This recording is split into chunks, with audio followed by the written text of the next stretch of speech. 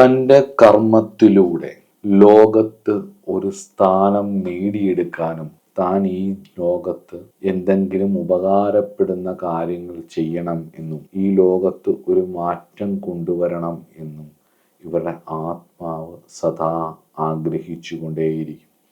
10th house ആത്മകാരകൻ placed ആയാൽ ആ placement അങ്ങനെയാണ്.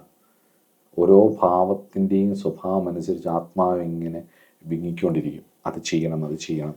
ആ ഭാവവുമായി ബന്ധപ്പെട്ടിട്ട് ആ ഗ്രഹത്തിൻ്റെ കാരകത്വമായിട്ട് ബന്ധപ്പെട്ടിട്ട് ഇങ്ങനെ വന്നുകൊണ്ടേയിരിക്കും. തൊഴിലിൽ ആത്മാർത്ഥത പുലർത്തുകയും തൻ്റെ അധികാരവും സ്ഥാനവും ശരിയായി വിനിയോഗിക്കുകയും ചെയ്യാൻ ഇവർ സദാ ശ്രമിച്ചുകൊണ്ടേയിരിക്കും. ആത്മകാരഗ്രഹം 10th ഹൗസിൽ നിന്നാൽ തൊഴിലിൽ ഒരുപാട് ഒബ്സ്റ്റക്കിൾസ് വരും എന്നുള്ളത് ഉറപ്പാണ്. ആ ഒബ്സ്റ്റക്കിൾസ് വരുമെങ്കിലും തൻ്റെ ജീവിതം അതുമായി ബന്ധപ്പെട്ട് നിൽക്കുന്നതാണ് എന്നുള്ള ചിന്ത അവർക്ക് വരികയും ചെയ്യും എന്നുള്ളത് ഉറപ്പാണ്.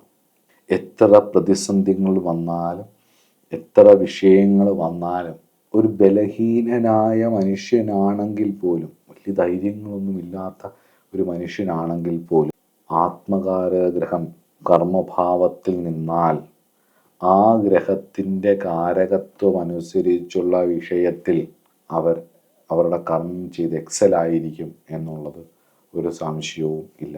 ഇത്ര ഉറപ്പിച്ച് പറയുന്നത് എന്താണെന്ന് ചോദിച്ചാൽ, എന്നെക്കാട്ടിലും അറിവും കഴിവും ധൈര്യവും കപ്പാസിറ്റിയുമുള്ള ഒരുപാട് പേരെ ഞാൻ കണ്ടിട്ടുണ്ട്. എന്നോടൊപ്പവുമുണ്ട്, അല്ലാതെയും. എൻ്റെ 10ാം ഭാവത്തിൽ സ്വക്ഷേത്ര ബലവാനായി വർഗോത്താംശകമായി നിൽക്കുന്ന ആത്മകാരകനായ വ്യാഴമാണ് എന്നെ കൊണ്ട് നിങ്ങൾക്ക് ഈ വിഷയം പറഞ്ഞു തരിക്കുന്നത്.